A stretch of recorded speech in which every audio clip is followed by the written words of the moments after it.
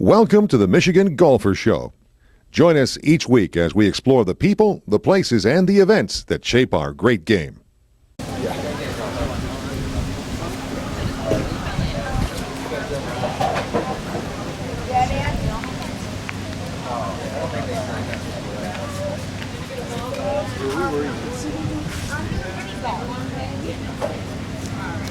All right, excuse me, I'm doing this on I'm zooming through to get a few more interviews before we go back for the end of the Rocket Classic, 2026 Rocket Classic. And I've been talking with docents, in particular Vanquish Hudson, who is helping show people around this area, which is kind of based on Studio A,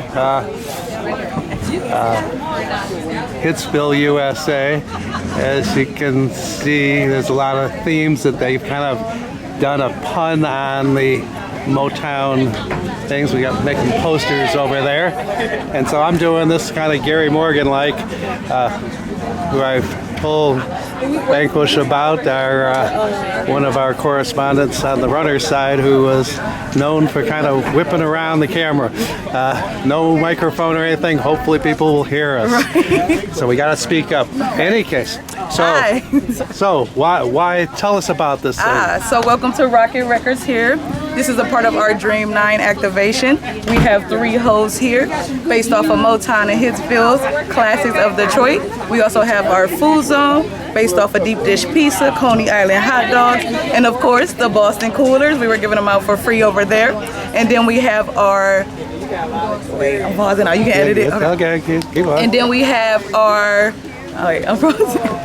Okay, because I want to say architecture, but I'm like, yes. It's not called that. And then we have our activation area near 5, which is based off of Detroit's architectures and structures downtown, the bridge, and everything over there. And that makes up the Dream 9.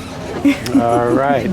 So, say is you're with the Rocket marketing team. And I am with the Rocket marketing team over here, and we're having a blast. Check us out. Okay, but you're out of the Cleveland area, in fact, Sandusky. Yes, so right, a little bit of both, So the other city the Rocket has a big footprint in. So yes, our Rocket Arena. All right. Okay. Well, thank you for talking to us and tell us about this. Until there. The most accurate and immersive indoor golf experience. So beyond the simulator, there's kind of 2 pieces to the business. So we're the simulator manufacturer and sales company here in the US, as well as a franchisor. So this facility is corporate owned. Bo's probably mentioned it to you, but we have a couple facilities outside of Boston, in Dartmouth, Mass, outside of Atlanta, in Duluth, Georgia. Those are both lounges. So the lounge is larger scale, full kitchen and bar. What we're in right now, you can get full food and beverage service, and you can see all of the things that we offer here: memberships, leagues, events, instruction.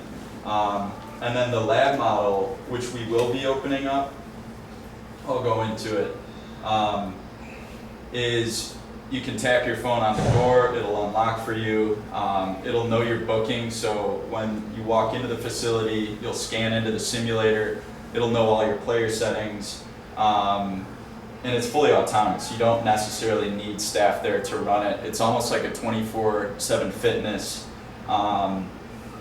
where, yeah, it's staffless, it's autonomous, and lower barrier to entry to franchisees. So this is kind of our splash into the $300 to $500 total startup investment. $1,000. What's that? $300 to $500,000. $500,000 total startup cost. I was gonna buy a franchise. 100 of them. 100 of them. But the first couple labs will be opening up here around Chicago, Highland Park and Skokie area. In Skokie, yeah. So kind of equidistant to our corporate office as Arlington Heights is to Northbrook, because our corporate office in Northbrook is about 15 away from here, and both those locations are about 15 minutes from our office. and kind of spokes around the lounge hub, and that's kind of how we'll do it in a lot of these markets. So you can see semi-passive, much more hands-off than your lounge facility where you have 5 employees coming in and out each day. All of the overhead of inventory and food costs. And then you only need 2,000 or 3,000 square feet. This facility here is 12,000, so it usually works out to 800 to 1,000 square feet per simulator bay when you factor in the kitchen and bar, but it's only 500 or 600 when it's an autonomous setup like this. So the semi-passive, are you looking to just reduce your head count for staff? Yeah, well, it's more so for the operator's cost saving too. Yeah. So they can own a facility and have a profitable investment where there's not all these, I guess, just time and money. I mean, time spent staffing and scheduling and going to the facility and putting in orders, training your general manager. This is much more hands-off, and we'll save them time and money. Like I said, it's lower barrier to entry, and the operating costs without the labor and food aspect are much lower than what they would be in a full-scale lounge. And is the technology a complete reinvention, or do you work off of another system and then enhance it? Like T2 or whatever it was, and enhance that? So it's kind of both. I mean, there's a lot of things that remain the same, like our rough mat, fairway mat. Sure. Physically, those are the same, but the software, the modes still exist, but the look of it has been totally overhauled, so that's a total reinvention. The swing plate, like looking at it right now while it's flat, it might look the same, but underneath it, totally reinvented. Yep. Instead of one articulating platform, there's 8 triangular. 15 on this. Sorry, 15 on this one. Triangular slices that all move independently and can create more exaggerated lies and angles for your feet, the ball, everything. So this is what we do for franchisees. Everything from when they sign the franchise agreement, helping them select their site and research their territory, to helping them out with the design of the facility, getting them the initial drawings, giving them preferred vendor pricing. We obviously sell them the simulator, so they get preferred pricing on that, but everything from the construction quotes to merchandise. If they want to partner with TaylorMade or PXG, they get preferred pricing on that. So it's kind of a full suite of things we provide, and then all the operational and marketing help thereafter. So if they want to set up a league or need a poster to promote something, we have a full staff at our corporate office that supports all those things they want to do. So franchise aspect from the manufacturer side, we are trying to bring a whole business model to the market. So when you go ask one of the indoor golf owners how many software they use US Schedule for the bookings, they use Golf Genius for the leagues, they use XYZ for membership management, they use ABC for whatever. So 6-7 different software. Imagine like a mom and pop try to leverage all that. Phyllis, Barone, Michigan Golfer News, Queen on the Green. We are here at the 2026 Rocket Classic, checking out the different vendors, and we always have to stop to chat with one of our favorite organizations, College, Career, and Beyond, also known as Midnight Golf. And it's always cool to hear the different stories that the kids have that have experienced the program. And we are with Jasmine Moore today, and she's going to tell us how she got involved in the program and what she's doing now. Pretty good stuff. Thank you. So my name is Jasmine Moore. I'm sorry, do you want me to hold it or? No, I got it. Okay, sorry. So I'm Jasmine Moore, and I, in my senior year of high school at Renaissance High School in the city of Detroit, was a participant of the Midnight Golf program. So I ended up graduating from Renaissance and going straight to Michigan State. And then I went to Wayne State for law. And so I'm now a practicing attorney. And I'm soon going to practice corporate counsel at Rocket Company. So this is very special to me. So do you feel that the Midnight Golf College Career and Beyond program really helped you get to where you are today? Yeah, it's the small things that really count. So simple mentorship from, professionals was very helpful, but also things as far as like etiquette at the dining table. Those things were invaluable. It's really important when it comes to networking, to learn the game of golf. So I do think that I have been so successful after practicing for 9 years as an attorney here in Michigan because of Midnight Golf. And did you take up golf, or do you play golf now? I do. So there's actually a group called Queens on the Greens. I caught that in the beginning. So I golf with that group of ladies. So we do often 9 and dines on Saturdays, and so we'll get together, we'll play 9 holes, and then we go get some food. It's multi-generational, so you have young and seasoned golfers that come and different levels of experience, and we just get together and play golf. So I still golf. I'm actually in a clinic right now to work on my skills at Beechwoods. Wonderful. And where do you play the league with the Queens on the Greens? So it's everywhere. We just kind of go around doing nine and dines all over. So we've often went to like Somerset. Sometimes the one in Southfield. So we just go to different courses each week. I'm going to check that out. I'm going to join you guys because I like the name. Okay. Yeah, we would love to have you. Anyway, so if you had any advice to somebody that was, just trying to figure out what they want to do, possibly in high school, or what would you recommend, and how do they get involved or check out the program? I think mentorship is really important because, in having Miss Renee as a mentor, she taught me the importance of giving back. And so I followed in her footsteps. I went on to become the president of the Black Bar Association here in Detroit, give out scholarships.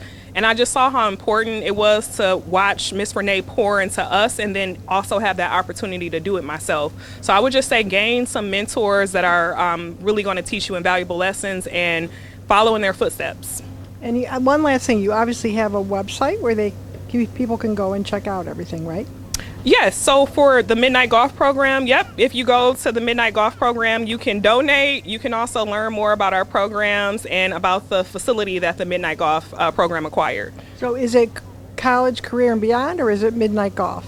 So it's both. It's College Career and Beyond because that's what essentially the program is about, but it's always going to be known as Midnight Golf. Okay. Yeah. Great. Well, thank you so much for being with us, and we wish you the best of luck as you pursue your attorney career with Rocket. Yes, thank you. Phyllis, Barone, Michigan Golfer News, Queen on the Green. We are here at the 2026 Rocket Classic. We are at the Neighborhood Cabanas. Check out the pillow. Isn't it cool? And looks very comfy. This is for later, after you had a few drinks. Anyway, we always have to stop by and see Bob Krause. He's one of our favorite people in Detroit Metro. He's got a lot going on. He's with WJR. Channel 7. So Bob, tell us, how are you so involved in the community? You do a lot of stuff with golf. I just, I got lucky, I got fortunate, I caught a few breaks. I'm with Channel 7. I started with Channel 4. Actually started with Channel 2, then went to Channel 4, now I'm with 7. And then I got picked up last year by WJR. So they gave me the name Metro Detroit Golf Expert. I did not do that. So I'm not self-serving. But I'm on every Saturday and Sunday called Teed Up with Krause. So I'm just happy to be here. I played 10 years professional golf, and I've got a great family, my wife, my kids, and just happy to be in the golf community for sure. No, that's great. Well, you tell us a little bit. You do the golf tips, and they're on your videos, right? They can find you. Yep, they can wxyz.com under the golf page. Anytime you can click on that and you can check it out. So those are golf tips with Bob Krause, right? That's what it is? It's called Teed Up with Krause, and you can find anything you want to learn about golf and some things you don't want to learn about golf. But all knowledge is good when it comes to golf. That's right. Now, you do the radio show, and when is that on? So that's on Sunday mornings between 8 and 10. I co-host with Mark Hollis, who's running the Rocket Classic, not Rocket Mortgage, I'm sorry. But I'll be on tomorrow morning, which is the day of the tournament, with Mark between 8 and 10 at some point, and then I'll be doing also a live interview with Tina, Channel 7's new sports anchor. Oh, wonderful. Like I said, you've always been involved in the community, and you do a great job. You're here at the Rocket, you go to the Meyer. So because you played in a lot of pro-ams, give us some hints as to, like, what have you seen, like, when you're playing with the pros that might be different or unique situation or something that you see that they're not doing or should be doing? You know, I'm a big fan of the LPGA Pro-Ams. I play every year in the LPGA Pro-Am out over in the Meyer Classic. I played in the Rocket Classic several times, but I'm a big fan of the girls golf, LPGA golf. Everyone's very cordial. They're very nice. They're willing to help out if you want to help, if you want the help. But it's just a good environment. It gives the people. You know, I played 10 years professionally, so I know what it feels like to be in the ropes. Exactly. But when you get some people that have not felt those nerves, you can really see how they can feel the nerves, and it gives like a small glimpse into that world. That it's not really as easy as it looks like it's on TV. So, but I really like the fact that everyone's super cordial. They want to help everybody out, and they understand giving back is what makes these guys what they are. That's why they make the money they do, because of guys like myself and girls like yourself that come out and they support these events. Yeah, the fans especially, right, Bob? The fans are key. Fans are the reason this thing is really going on. And it's the viewership, it's the people coming out. Like you can see behind us, there's hundreds of, maybe thousands of people following the last few groups. And Ricky Fowler's here, he's playing good. I still think Xander's going to kind of sneak in on this thing. But Do you think? I do. Tomorrow's going to be a little bit of inclement weather, so the field might kind of back up a little bit. But I think Xander's going to be, he's kind of a mutter. Okay. He's kind of a mutter. So, you know, if you're a mutter, you like wet weather. And that it will be wet. It's wet right now and people are here. Yeah, they're teeing off. The first tee time is 10:45 on Sunday. So they moved everything back because the weather's coming in tonight. So it should be interesting tomorrow. See how the greens are going to be soft, right? So they're already soft, but they're going to be they're going to be throwing darts out here, depending on the wind. So the wind is a little bit. I think it's going to come a little bit from the northeast, northwest. I apologize. Okay. So depending on how much the wind blows, I'm not sure right now. But if it's calm wind and soft conditions, these guys are going to shoot 61, 60, 63. Well, Bob, you've had an opportunity to check out some of the renovations they made, like all the fescue and the bunkers. It's crazy, isn't it? What they did to this course, it's cool. Yeah, I think that the tour players are so good it doesn't really matter. The only way to make it harder on them is to get smaller, harder greens and deeper rough with narrower fairways. Now the members, on the other hand, are going to be a little bit more upset hitting into this fescue, but they did a really good job with the renovation. They built a lot of berms up there with a lot of there you have it. That's what we're all about in Detroit, right? So the fescue is really going to bother the members, but these guys are so good that they just throw darts out there. Well, it's always a pleasure speaking with, I call him Big Bob. I've known him for several years, but check him out on WJR. And tell us again your golf tips. Teed Up with Kraus on Channel 7 every Sunday and Saturday and Sunday mornings. There you go. Go find Big Bob. Phyllis, Barone, Michigan Golfer News, Queen on the Green. We are here at the Rocket Classic, and we always have to take a moment to speak to one of our favorite organizations, Career College and Beyond, also known as Midnight Golf. And there's so many success stories, they're endless. So we are here with Courtney Morris, and she's going to tell us how you got involved in the program and the success that you've had because you were involved in the program. Absolutely. So I graduated from Midnight Golf in 2010. I also attended Cass Tech in Detroit, Michigan. And what I love about Midnight Golf is all of the life skills that you learn. So one of the things that sticks out for me in my experience is the networking skills that we've learned. And I've been able to take that into my professional career. I now serve as the director of a trio upper bound program at Eastern Michigan University, and I lecture on campus, so I teach a few classes. But it was the networking skills that gave me the opportunity to be able to pivot throughout my professional career with job opportunities, internships, things of that nature. One of my favorite memories was the thank you cards that we wrote that is facilitated by Miss Renee, the founder of the Midnight Golf program. But those thank you cards are a skill that I take throughout my professional career as well. So whenever I have a collaboration with someone or someone does something nice, I leave a handwritten thank you card, and that also leaves a really good impression. Well, that is so true, Courtney, because with emails and texts, everybody, it's easy to just, send a thank you, right? And that is something that I still do also, and it is kind of a traditional thing. It's a little older, but I'm so glad to hear that I call it you kids, the younger generation is still doing that because it's so important and it sets you apart, right? Yes. Absolutely. It's something that folks are always really, really excited to see when there's a hand-delivered card sitting on their desk at work. So absolutely agree. Cool. And so if you had some advice to give to someone that wanted to either learn about the program or get involved, can you help us out there? Yeah, so the internet is our best friend. You can always Google the Midnight Golf Program, or you can visit collegecareerbeyond.org and learn all of the great things that the organization does. Wonderful. Well, thanks for being with us. And like I said, the Midnight Golf Program, College Career and Beyond, has so many success stories. You really should check out not only their program, but on the website, because some of the stories really gives you goosebumps. It's incredible. Miss Renee has done an awesome, awesome job. Wouldn't you agree? Absolutely. We love Miss Renee. Absolutely. Thanks for being with us today. Thank you for having us. Phyllis, Barone, Michigan Golfer News, Queen on the Green. We are here at the 2026 Rocket Classic, and we always have to take the opportunity to speak one of our favorite organizations, Midnight Golf, Career, College, and Beyond. And we happen to run into Cheryl Stafford, who is one of the mentors, and she's going to talk to us about how you can become a mentor and what exactly you do as a mentor. Okay, so you can become a mentor by applying online, and then we'll do an interview somewhere in September to see, if you're fit for the program. And being a mentor at Midnight Golf is so rewarding because, first of all, you get to watch young people go from a caterpillar to a butterfly. They actually, literally, the learning that they get from, I'm bashful, I don't want to speak, I don't want to talk, I don't know, to now they're shaking hands with people they don't know. They're stepping up, they're moving to the front of the class, not sitting in the back of the class. They're learning the game of golf, which also gives them that honesty and integrity, in the game. And also that split-second decision, because life is a split-second decision sometimes.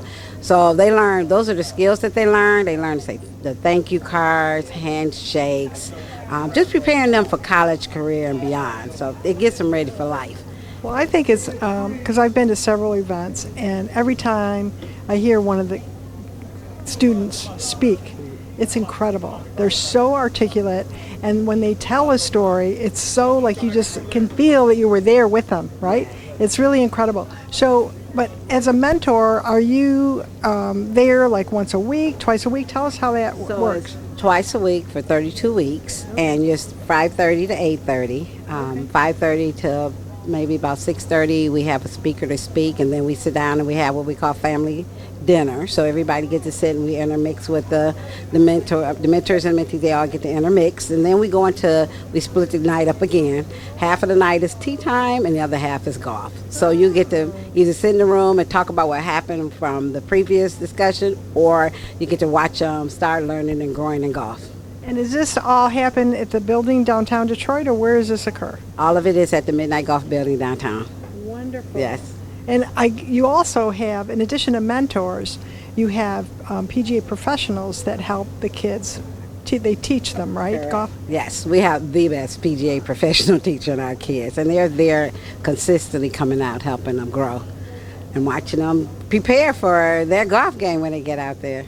That's awesome. Now, do you play golf? I do.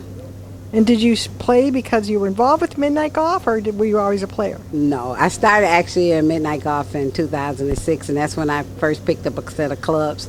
And then when I retired 5 years ago, I just went full all in. That's awesome. So you, even back in 2006, have acquired the itch for golf because of Midnight Golf, right? Yes, absolutely. I love it. Well, thanks so much for being with us. And again, we always enjoy hearing the success of the program because it is college, career, and way beyond. Yes, it is. Thank you. Hi, Carter Sherline for Michigan Golfer News, and we're at the last round of the 2026 Rocket Classic, and it's been a week. So I'm doing this on the fly. Hopefully you can all hear us because I'm not using a microphone, using it on camera. And I have with us the CEO of the first tee of Greater Detroit. Yes. Not of the whole country, just Right. the Detroit one. Yeah. tell us what's been happening with First Tee recently. Well, first off, I'm happy that you are shooting us today, and kind of bittersweet that we're losing the Rocket. They have been tremendous supporters of First Tee Greater Detroit, and we're going to miss them. But what a day. What a tournament today. We had rain and played through. The crowds were stayed through it and came through.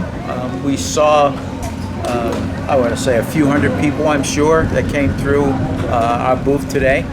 And we're just elated that not only the Rocket Classic, but more importantly, Rocket Fun is a tremendous fan of First Tee Greater Detroit. I've been here CEO for 2 years now, and having Rocket Fun support us in many different ways has been a tremendous asset for us to see well over 700 kids in 12 months in Wayne, Oakland, and Macomb counties. Okay. And Washington, 4 counties. Well, how do people get involved with First Tee? Great question. Thank you. You're going to go to firstteegreaterdetroit.org, and I'm going to spell that because a lot of people don't use 2 T's and 2 E's. So it's FIRSTTEE Greater GREATER Detroit DETROIT.org. Please reach out to us. We are looking for coaches, and of course, we're looking for kids to teach life skills through the game of golf. All right. Well, thank you for talking to us. Walking around some of the nonprofit booths, and I have with me Fred Hunter, the CEO of Detroit PAL. And so, just tell us what's new with PAL. Oh, a lot of good things. So, enjoying the classic. You know, summer is a great time for us. So, you know, this Rocket Classic here, one of the 13 sports that we run and we're excited to do. Also, fun this summer. We got softball, we got baseball, t-ball, football, and cheer kicking off. So it's just a great summer for young people to be active, involved, engaged, and doing great things. Okay. And we have photographs runs down at the corner ballpark. I think there's been some changes there recently, right? There's some housing built around it, some retail. Yeah, it has. You know, the ballpark now renovated since 2018, so we're in our 8th year, and there wasn't anything there when we started. But to see Michigan Central and how things are bustling there, perennial apartments across the street, so many renovations, new things that are happening there. So it is great, you know, but what's also special is the old Tiger Stadium, the footprint is still there and is dedicated to kids. So kids are playing all their sports there, and that's what's important to us. Okay, if someone wanted to get involved either as an athlete or a coach, volunteer, how do they do that? Yeah, easy ways to reach out to us is DetroitPal.org. Gives you an overview of all the sports and programs that we have, and also encourage people to look us up on our social media. So Detroit_Pal on Facebook or Instagram just keeps you up to date with all the good things that are happening with young people, with kids, and really with uplifting the community. And it is Detroit Police Athletic League, so great to see the police officers and how they're proactively engaged, helping to bridge that gap between law enforcement and the community. All right, well, thank you for talking to us.